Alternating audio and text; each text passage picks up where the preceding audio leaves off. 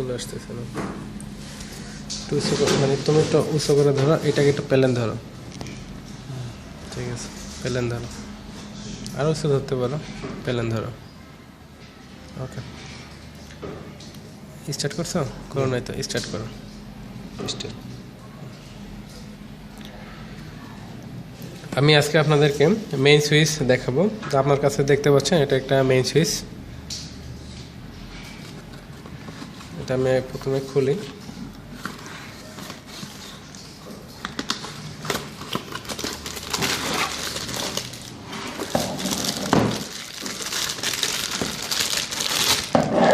পল্লী বিদ্যুৎ বা গ্রামের অঞ্চলে এগুলো ব্যবহার করে। এটা থেকে অবশ্য সার্কিট ব্রেকার অনেক ভালো। এখানে লেখা আছে 25 এম্পিয়ার, 250 ভোল্ট, এদিকে অন, এদিকে অফ। এখন আমরা এটা যদি খুলতে চাই, যে আমি প্রথমে এটা খুলবো। এটা খোলার পরে দেখেন ঢাকনাটা খুলছে না। এর বিষয় হলো এটা অনে আছে, এই কারণে একটা লক আছে। তো আমি যখন এটাকে অফ করব, এই মুহূর্তে লকটা খুলে যাবে, তখন ইজি ঢাকনাটা খুলে আসবে। এটা হলো এই জায়গাতে একটা লক সিস্টেম করে, এই যে লক সিস্টেম করে যখন এটা অনে থাকে, এই লকটা যে এর মধ্যে যে লেগে যায়, অতএব তখন আমরা অন অবস্থায় ঢাকনাটা খুলতে পারি না। এটা সেফটি প্রদান করে। এখানে দুটো ফিউজ রয়েছে, এটা ফিউজের বা কাট আউট। এখান থেকে একটা নির্দিষ্ট মানে, যেহেতু এখানে বলা আছে 15 এম্পিয়ার, 16 এম্পিয়ার বলা আছে এটা। তো এই 16 এম্পিয়ার মানের আমরা এখানে একটা ফিউজ তার ব্যবহার করতে পারি, অথবা আমাদের বাড়িতে যে লোড আমরা ব্যবহার করব সেই অনুপাতে আমরা এটা ব্যবহার করতে পারি। এখানে দুটো সার্কিটে এখানে 15 করে এম্পিয়ার আছে মোট, তার মানে এটা আমরা মোট 30 এম্পিয়ার ব্যবহার করতে পারবো। এখন ভিতরটা আমাদের ভালো করে বুঝতে হবে। দেখেন, আপনারা দেখতে পাচ্ছেন যে এখানে এটার সাথে একটা স্ক্রু আছে, এটাই কোনো স্ক্রু নাই, সঙ্গে এটাও নাই। এটা একটা স্ক্রু আছে, এটা স্ক্রু নাই, এটাও স্ক্রু নাই। এখন যখন অফ হবে, কন্ডিশনটা অফ, আমি অফ করি। তাই কন্ডিশন অফ মুহূর্তে কী অবস্থায় আছে? তাই আসলে কন্ডিশন অফ মুহূর্তে এটার সাথে এটা শর্ট করা আছে, এটার সাথে এটার কোনো সম্পর্ক নাই। এটার সাথে এটা শর্ট আছে, এই দুই পাতের সাথে এটার কোনো সম্পর্ক নাই। যখন আমরা এটা অন করি, এই যে অন করি, তখন এই পাতের মাধ্যমে এই লাইনটা এখান থেকে বসে এখানে আসে। এটা অবশ্যই একটা অপরিবাহীর উপরে বসানো আছে। তখন এই পাতের লাইনটা এই পাতে এসে পৌঁছায়, এইভাবে এই শর্টের লাইনটা পৌঁছায়। এই শর্টের লাইনটা পৌঁছালে সেই লাইনটা এখানে এসে পৌঁছায়। এবং যখন আমরা একটা ফিউজ এখানে ব্যবহার করি, তখন এটা ফিউজের মাধ্যমে এখানে যে ফিউজ তারটা লাগানো হবে, উক্ত তারের মাধ্যমে এটা এদিকের লাইনটা আসবে। এভাবে এটা সুইচিং করে থাকে। তা আমরা এটাকে একটু খুলে দেখবো আরও সুন্দর করে, যে কতদূর দেখা যায়। তো দেখেন, এই সাইডে কিন্তু দুটো স্ক্রু লাগানো আছে। আমরা এই দুটো স্ক্রু খুলতে চাই, এর ভিতরে এখানে স্ক্রু ব্যবস্থা রয়েছে। আমি এটা খুলবো।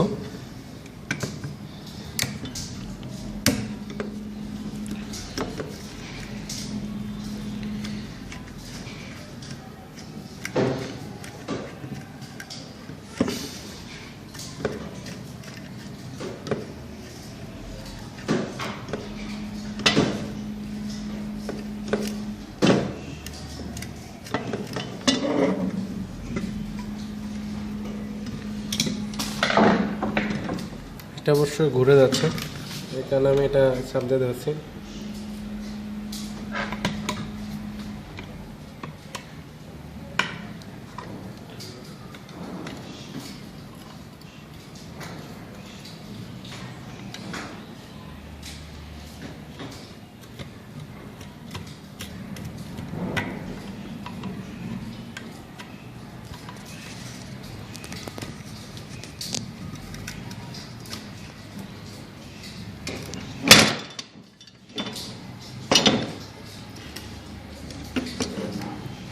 আমি এই পাশেরটাও খুলে নিয়েছি।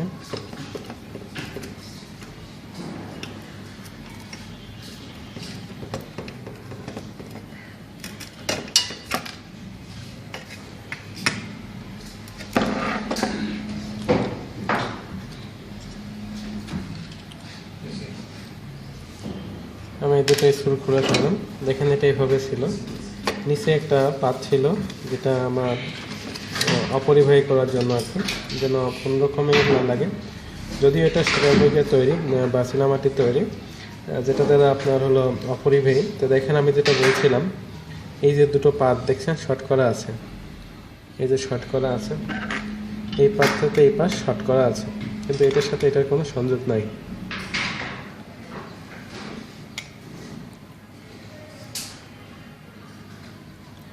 দেখেন এটা যদি আমরা এটা ঘুরিয়ে ধরি তাহলে দেখেন তার মানে কি যে এটার সাথে এটা শর্ট আছে, অতএব এটার সাথে এটা শর্ট আছে, এটা শর্ট করা, যেটা পাতের মাধ্যমে দেখালাম, এটা শর্ট করা।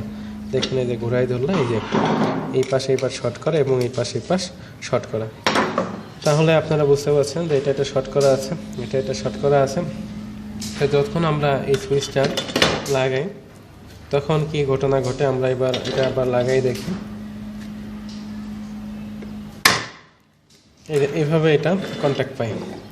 তো কন্ট্যাক্ট পাওয়ার জন্য এই পাশে যে লাইনটা আমরা লাগাবো, উক্ত লাইনটা এই পাতের মাধ্যমে এই পাতে এসে পৌঁছাবে এবং এই পাতের মাধ্যমে এই লাইনটা এখানে এসে পৌঁছাবে। তো এখানে পৌঁছানো মানেই ওই পাশের যে অপর সাথে যে শর্টটা করা আছে, শর্টের মাধ্যমে লাইনটা এখান থেকে এখানে চলে আসবে, এটার লাইনটা এখান থেকে এখানে চলে আসবে। এখানে যখন লাইনটা পৌঁছায় যাবে, আমরা যখন এখানে এই ফিউজটা ব্যবহার করব, তখন এই ফিউজের সাথে আমরা যে একটি তার ব্যবহার করব, ফিউজ ওয়্যার ব্যবহার করব, অর্থাৎ দুটোকে আমরা শর্ট করে দিব, একটা তার দ্বারা আমরা দুই পাশে শর্ট করে দিব। অবশ্যই এই তার না, এটা হলো ফিউজ তার, আপনারা ব্যবহার করবেন নির্দিষ্ট এম্পিয়ারে। তো তার যখন আমরা শর্ট করে দিব, শর্ট করে দিলে তখন এই লাইনটা এই পাশ থেকে এখানে পৌঁছে যাবে, লাইনটা এখান থেকে এখানে পৌঁছে যাবে। তা আমরা এখানে মূলত এখানে একটা ফেজ ব্যবহার করব, সাপ্লাইয়ের একটি ফেজ তার নিয়ে এসে দুই খণ্ড করে ব্যবহার করব। এখানেও ফেজ তার দিব, এখানেও ফেজ তার দিব, অর্থাৎ একটা ফেজ থেকে দুটো তার বের করে দুই জায়গাতে দিব।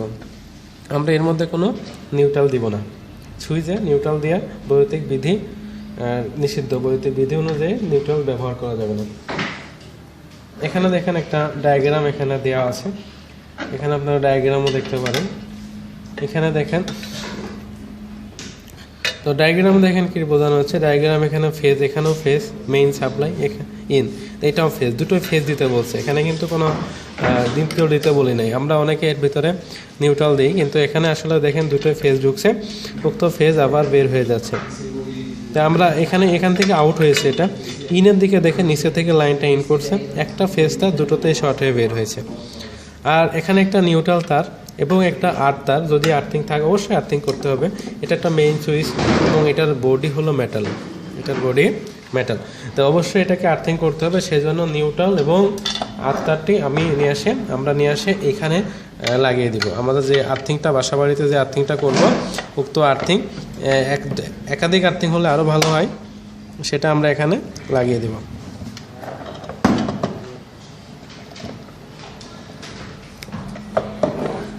এই জায়গাটা আমরা আর্থিং লাগাবো।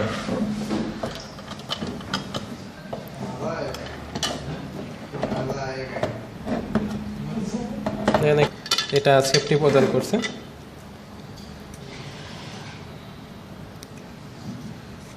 আমি এগুলো লাগাই ফেলি।